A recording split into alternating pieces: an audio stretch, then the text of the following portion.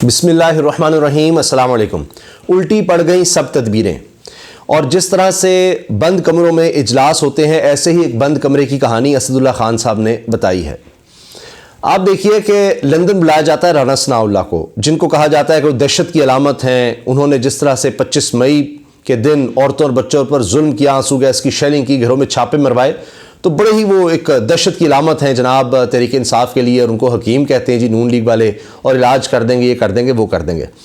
अब राना सनाउल्लाह साहब को बुलाया गया और वहाँ पर मीटिंग में मरीम साहब भी मौजूद थी, नवाज शरीफ भी, परवेज़ रशीद साहब भी, और कटहरे में थे राना सनाउल्लाह। ये वक्त भी आना था कि राना सनाउल्लाह खुद अपनी ही जमात के लीडर के सामने एक मुल्ज़िम की तरह जनाब बिठाए गए और सवाल जवाब का सिलसिला हुआ। ख्वाहिश थी असल में इमरान खान की गिरफ्तारी की, लेकिन सारा मामला ही उल्टा पड़ गया है, और इसी के हवाले से हम डिटेल्स आपसे शेयर कर रहे हैं। जनाब, खबर यह है कि राना सनाउल्लाह साहब को वहाँ बुलाया गया और वहाँ पर मीटिंग में उनसे पूछा गया कि पहले तो ये बताएं कि हम सब आप पर डिपेंड कर रहे थे। आप पंजाब के सदर हैं नून लीग के, और वज़ीर दाखिला हैं, आपके अंडर तमाम फोर्सेस हैं, आप तो बाजू मरोड़ सकते थे, और आपने बड़े यकीन दहानियाँ करवाई थी कि जी ये एतमाद का वोट ले ही नहीं सकेंगे परवेज़ इलाही साहब, और बंदे जनाब इनके पूरे हो ही नहीं सकते। तो आप जैसा बंदा अगर हो तो, और आपकी गारंटी थी, और अता तारड़ भी आपके पीछे पीछे ही थे, और अब तो खैर इनको चुन्नू मुन्नू कहने लग गए हैं फवाद चौधरी तहरीक इंसाफ के लोग, क्योंकि कहा गया था कि जी नाम बदल देंगे अगर 186 बंदे पूरे हो गए, और वो हो गए। फिर नवाज शरीफ साहब ने कहा कि यानी मीटिंग में ही सीधा सीधा साफ साफ पूछ रहे कि ये हुआ क्या है, ये कैसे हो गया है, और आपकी वजह से राना साहब, आपकी वजह से गवर्नर जो बड़ी चीज़ होता है जी, बलीगुर रहमान को हमने बड़ा पेश किया हुआ था, ऐसे जैसे बड़ा कोई वो उसूली आदमी है, उसको भी शर्मिंदगी और सुबकी हुई, और सबके सामने आप देखें ना। उसके बाद कोई हल समझ नहीं आया कि करें तो करें क्या। अदालत में भी, हाई कोर्ट में मामला गया, ओहो जनाब ये तो वोट लेना पड़ेगा, भाग नहीं सकते, एक आईनी इख्तियार गवर्नर ने इस्तेमाल कर लिया है। वो मुंह की खानी पड़ी। नवाज शरीफ साहब इस पर बड़े गुस्से में थे। अब राना साहब ने जवाब तो देना चाहे कि जी ये हुआ वो हुआ, लेकिन नवाज शरीफ साहब ने सख्त, यानी उनके चेहरे के तासुरात उसी तरह, और उसी तरह सिर्फ राना साहब को देखी जा रहे हैं कि जी जैसे उनकी जितनी भी ये जस्टिफिकेशंस थी, बातें थी, उससे मुतमईन नहीं हुए। तो अब राना साहब ने आगे से कह दिया, ठीक है जी, फिर ऐसे है कि मैं इस्तीफ़ा दे देता हूँ बतौर ये पंजाब के सदर के, नून लीग से इस्तीफ़ा दे देता हूँ। अब मरीम बीच में आ गई, नहीं नहीं नहीं नहीं नहीं, ओह नहीं नहीं, ये तो फिर उन्होंने खिदमात गिनानी शुरू कर दी राना सनाउल्लाह की, खासतौर पे 25 मई का हवाला दिया, क्योंकि अब मरीम साहब चीफ ऑर्गेनाइज़र हैं, और उनको राना साहब जैसे लोग तो चाहिए आगे। उन्होंने आके यहाँ करना क्या है, पहले ही अंकल्स जो हैं वो उनसे नाराज़ है मरीम साहबा से। तो अब जनाब राना साहब ने जब बात की, कहा नहीं नहीं नहीं, कैसी बात करते हैं, 25 मई को जो खिदमात दी आपने, ओहो हो, ये भी डिस्कस हुआ। अब असल में मियाँ साहब को गुस्सा इस बात पर भी है कि अब इस वजह से, क्योंकि खुद स्टेप ले चुके हैं कि गवर्नर की तरफ से कहा गया है कि एतमाद का वोट लें, अब उसकी वजह से वहाँ भी जवाब आ गया। इमरान खान ने कहना शुरू कर दिया कि एतमाद का वोट अब शहबाज शरीफ को लेना होगा, हमने तो टेस्ट पास कर लिया, अब इम्तिहान की बारी और प्रेशर में आने की बारी। जिस तरह इमरान खान साहब ने कहा ना जी, अब रात की नींदें इनकी उड़ जाएंगी, इनको दवाइयाँ खानी पड़ेंगी, अब वो बारी आ रही है शहबाज शरीफ की, और वो शुरू हो गया। अभी उन्होंने सिर्फ ये कहा, मीटिंग्स में बात हुई तो जनाब इस्तीफे मंजूर करो, ये करो, वो करो, दौड़े लगे हो, ये क्या करेगा, और बर्बाद हो गए, ये हो गया, वो हो गया। अभी इमरान खान साहब सिर्फ ऐलान कर रहे हैं, मीटिंग्स कर रहे हैं, तो इनका ये हाल हो रहा है। प्रैक्टिकली जब करेंगे तो क्या होगा। अब ये बार बार कहते रहे कि जी वो असम्बलियाँ तहलील ही नहीं कर सकता, सवाल नहीं पैदा होता, ओ केपी में बड़ी शोरिश हो जाएगी, केपी में इनके अपने लोग इनके खिलाफ हो जाएंगे, कोई छोड़ेंगे नहीं, ये नहीं होगा, वो नहीं होगा, इनके एमपीज़ मानेंगे नहीं, छोड़कर चले जाएंगे, हमसे राब्ते में हैं, बहुत से लोग हमसे राब्ते में हैं, देखे वो आ रहे हैं, वो होने नहीं देंगे। वो जनाब केपी असम्बली भी तहलील हो गई और पंजाब असम्बली तहलील हो गई, जी नाराज़गी हो जाएगी, परवेज़ इलाही कभी नहीं करेंगे, परवेज़ इलाही जनाब हो ही नहीं सकता, ये हो गया, वो सब हो गया। अब अगला देखिए मिशन जो दिया गया कि अच्छा, नवाज शरीफ साहब ने कहा चलो जी अब ये तो जो होना था हो गया, अब अगली फरमाइश ये है कि इमरान खान को गिरफ्तार करो। अगर मैंने वापस आना है तो एक ही सूरत में आना है कि इमरान खान को गिरफ्तार करो, इसकी गिरफ्तारी करो, बस मुझे नहीं पता, राना सनाउल्लाह गिरफ्तार करो, तुम वज़ीर दाखिला हो, सारी फोर्सेस तुम्हारे अंडर हैं, तो अब इसको गिरफ्तार करो। अब राना साहब आगे से फिर जनाब उनके पास कोई जवाब थे, उन्होंने कहा जी बात यह है कि ये मुमकिन नहीं है। उसकी वजह यह है कि जरदारी साहब कहते हैं कि ये काम ना करना, और ज़्यादा मसला खड़ा हो जाएगा और ज़्यादा नुकसान हो जाएगा। जरदारी साहब नहीं मान रहे।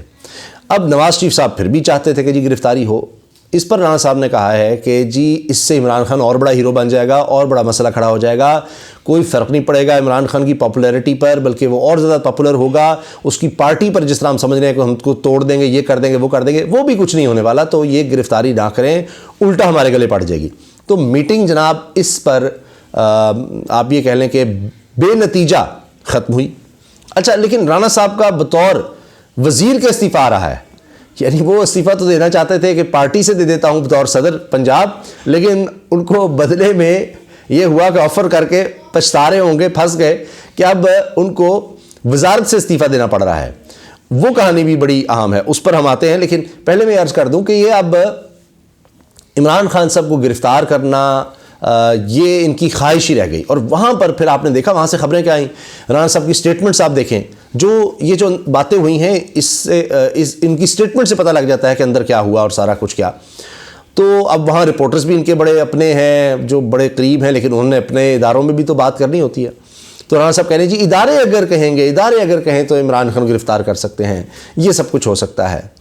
तो अब वहाँ भी आप देखें ना, राणा साहब की बॉडी लैंग्वेज आपको नज़र आएगी जैसे नींद ली हुई, हल्के पड़े हुए, बड़े परेशान नजर आए हैं। अब आ जाइए वजारत से इस्तीफ़े पर।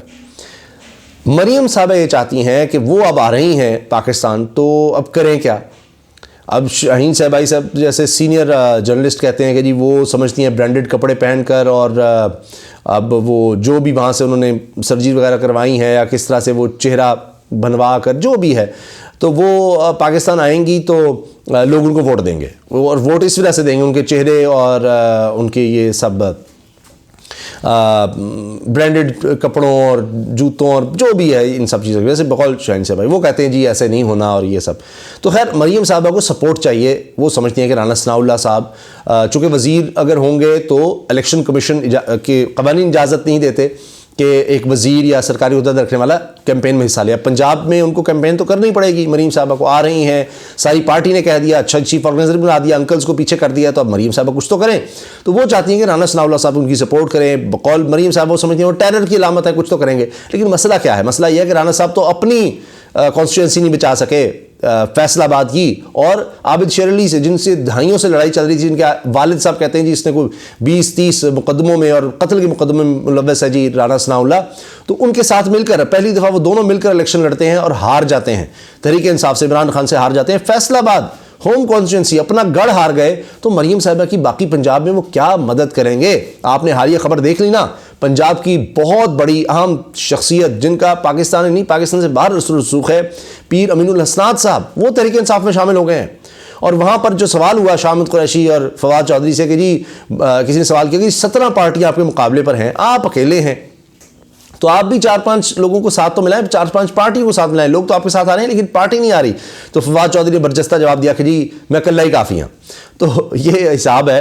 फवाद चौधरी कह रहे हैं जी पाकिस्तान के फैसले पाकिस्तान में करें, ये लंदन में और वाशिंगटन और इधर उधर फैसले नहीं हो सकते। अब मसला ये है कि जिस तरह भी ये गिरफ्तारी की कोशिशें पहले हुई, अब अगर होती है तो फिर ज़ाहिर जरदारी साहब भी नाराज़ होंगे कि आपने और उल्टा इनको हीरो बना दिया, कोई बेसिस है नहीं, आगे ही मसला बना हुआ है। मेरे लिए अब सिंध में मसला बन गया है क्योंकि खबरें आ रही हैं कि जमात इस्लामी और तहरीक इंसाफ इकट्ठे चलने का उनका फैसला हो चुका है। तो इमरान खान यहाँ सिंध में भी पॉपुलर हो रहा है, हमने बड़ी मुश्किल से कराची में चीज़ें मैनेज की हैं, आगे हम किस तरह से करेंगे पूरे सिंध में, मुल्क में आप इसको और हीरो बनाएंगे। अब उनको मनाना एक अलग मसला है। और पहले जो साजिशें की हैं इमरान खान की गिरफ्तारी की, लोग निकल आए, आपने उसको हुकूमत से निकाला, लोग निकल आए, गिरफ्तारी कोशिश की, लोग निकल आए, आपने दहशतगर्दी का मुकदमा किया। पूरी दुनिया में, यानी पाकिस्तान तो पाकिस्तान, पूरी दुनिया में तमाम छोटे बड़े इंटरनेशनल चैनल्स, अखबारात, मीडिया हाउसेस, हर तरफ सिर्फ यही खबर लगी। और इमरान खान कहते हैं कि पूरी दुनिया में इतना मीडिया में तो मैं कभी नहीं आया, इतना डिस्कस कभी नहीं हुआ जब इन्होंने दहशतगर्दी का मुकदमा बना दिया जी इमरान खान दहशतगर्द है। उसका क्या हाल बना, वरना उसमें तो जनाब जमानत भी नहीं होती उस केस में। तो उस केस का क्या बना। हाल में तोशा खान आप देख लेना, इन्होंने बनाया कि इमरान खान की इसमें गिरफ्तारी होगी, 3 साल की नाहल होगा और ये पार्टी चेयरमैन नहीं रहेगा। उसके बावजूद इलेक्शन कमीशन ने जनाब जो फैसला दिया नाहली का, उसके बाद खुद ही इलेक्शन कमीशन कहता है कि जी 7 हल्कों से अब ये आ गए हैं, नोटिफिकेशन भी जारी हो गया, आगे भी इलेक्शन लड़ने के अहल हैं। अभी जो इलेक्शन होंगे ज़मीनी इलेक्शन 80 तो अब 81 इस्तीफे मंजूर हो चुके हैं, अब बाकी तो 70 जो अब मंजूर हैं 35-35 करके 2 किस्तों में, उसमें भी इमरान खान सब इलेक्शन लड़ सकते हैं, शायद तमाम 70 सीटों से इलेक्शन।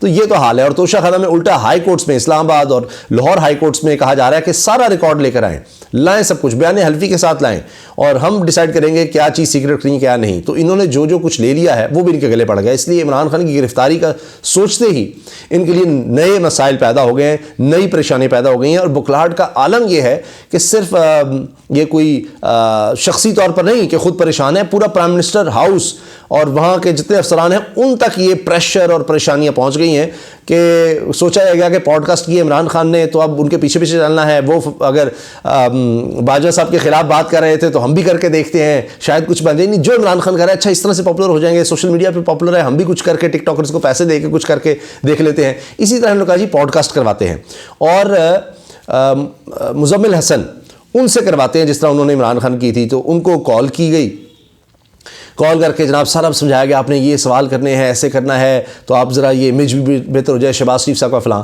तो बाद में पता लगता है कि मुजम्मिल असलम साहब जो तर्जुमान रहे वज़ारत ख़जाना के तहरीक इंसाफ की तरफ से, उनको फ़ोन मिला दिया गया था। तो उन्होंने बाद में बताया मैं मुजम्मिल असलम हूँ। और ये मैंने मुजम्मिल साहब से ख़ुद भी ये चीज़ बाद में कन्फर्म की है। तो यहाँ तो ये लतीफ़े हो रहे हैं, ये इनकी कारकर्दगी है, ये इनकी बुखलाहट है, ये इनकी सोच है। तो जनाब ये हालात हैं और इसीलिए अब ये कहते हैं कि जी निगरान सेटअप में इन्होंने ये गारंटीज़ मांगी हुई हैं।